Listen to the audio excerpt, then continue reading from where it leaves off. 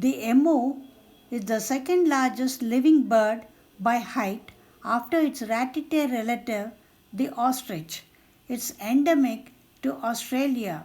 It's a flightless bird. Male emus take on the responsibility of caring for the eggs once they have been laid by the female. This process involves several key steps to ensure the egg's survival. After mating, the female emu lays a clutch of eggs, typically between 8 to 10 eggs, in a shallow nest scrape dug by the male. The male then covers the eggs with leaves, grass, and other vegetation for protection. The male emu carefully incubates the eggs by sitting on them to keep them warm and regulate their temperature. Incubation typically lasts around 50 to 55 days, during which the male rarely leaves the nest and may lose significant weight.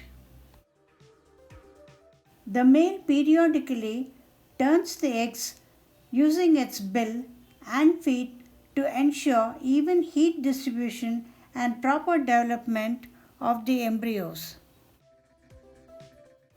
While incubating the eggs, the male emu remains vigilant and defensive, warding off potential predators that may approach the nest.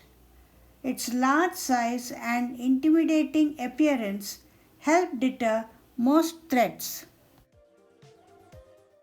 This video is taken in Mysore Zoo. I was fortunate to watch the female emu which had just laid its first egg just then. The male emu came to it and they were protecting it by covering it with nearby materials.